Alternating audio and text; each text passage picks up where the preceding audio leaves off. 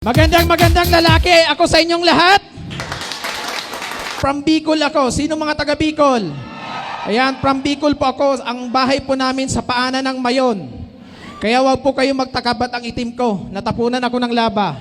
So before ako pumunta dito sa Laguna, madami akong work experience. Naging construction worker. Okay, naging kargador. Naging gusto niyo ba mag-travel tapos madaming pera? Yan, trabaho ko po yan dati, konduktor.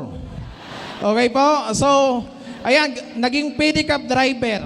Okay? So, kung mapapansin nyo po, yung trabaho ko sa probinsya, mga mahirap na trabaho. Tama ba? Kaya nung pumasok ako dito sa AIM Global, wala na po kong arte-arte pa. Para sa akin, napakadali ng AIM Global. Bakit mag-i-invite? Mas madali mag-invite kaysa maging construction worker. Mas madali mag-invite kaysa maging kargador.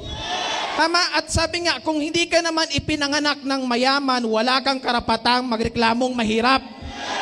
Okay? Tapos, ang challenge sa part ko na nag-start ako, kaya ko po i-handle yung rejection. Ang mahirap yung discrimination. Kasi pa nag-i-invite ako, tinitingnan nila ako simula baa papunta sa ulo. Ang challenge kasi imagine mo, nag-i-invite ka, ang in-offer mo payaman, pero ang itsura mo pahirap. Kaya sa mga gwapo, yung iba dyan, madami na gwapo, you're blessed. Sabi mo, blessed ka. Kung pogi ka, maganda ka, dun pa lang lamang ka na. Ako nagawa ko, imagine mo yan, oh. Next slide. Oh, yan, pogi na, di ba? Transformation. Di ba? Yung iba, pinanghinaan ng loob. Prof, basic, ang pagyaman wala sa itsura. Naniniwala ba kayo? Kasi kung ang pagyaman sa itsura, lahat ng pogi, lahat ng maganda, mayaman na.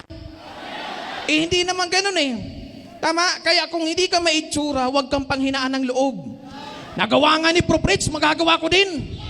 Ginawa ko lang nag-start, minahal ko training. Sabihin mo nga, I love training. Minahal ko yan, training. Minsan, nakakabagot, nakakaboring, pero kailangan mo yan para matuto ka, para develop ka. Years ago, nandyan lang ako katulad mo, nakaupo, nandyan sa likod, nakikinig, nai-inspire sa nagtutok. And sinasabi ko sarili ko, sabi ko someday, mangi-inspire ako, magtutok din ako dyan. And right now, nangyari.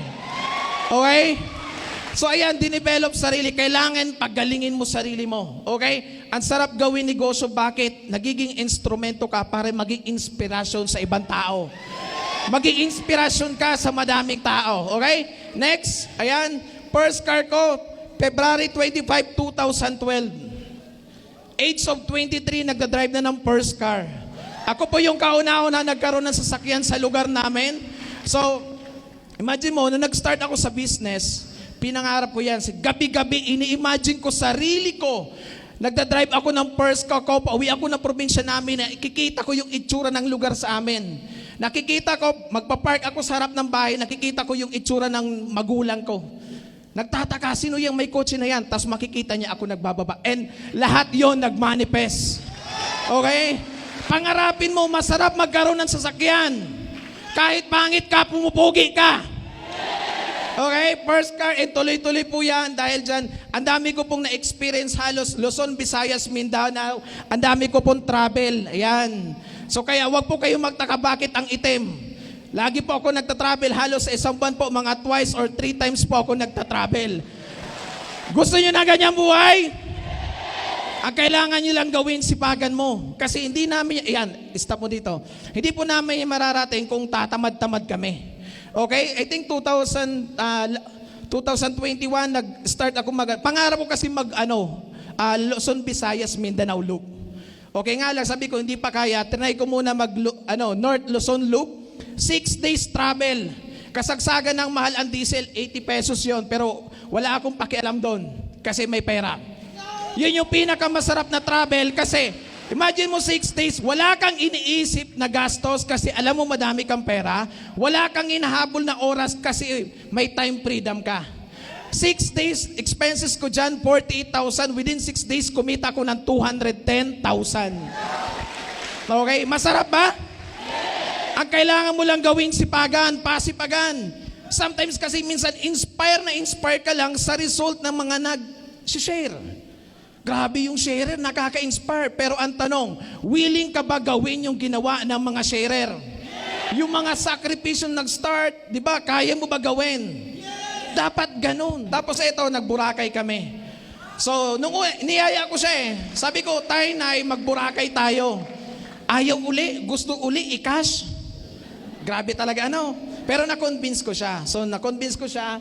Tapos, anong nangyari na experience, nasa airport pa lang, ang nanay ko parang nasa call center. Ano ginagawa nasa call center?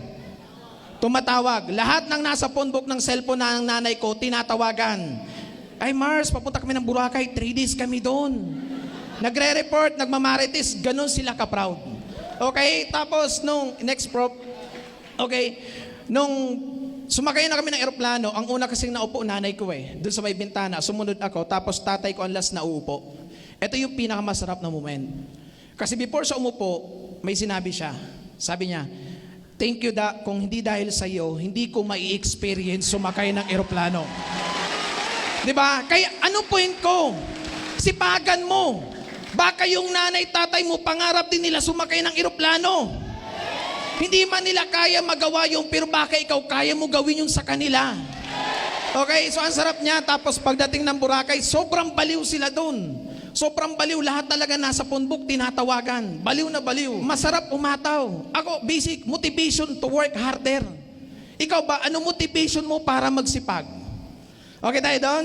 Basta kung buhay pa nanay, tatay natin, sipagan mo para ihandog mo yung success sa kanila. Okay? Kung nagawa ko, magagawa mo rin. Naniniwala ka ba? Okay, kaya mo yan. Sabihin mo sa sarili mo, kaya ko to. Sabihin mo sa katabi mo, kaya mo yan, kaya mo yan. Okay?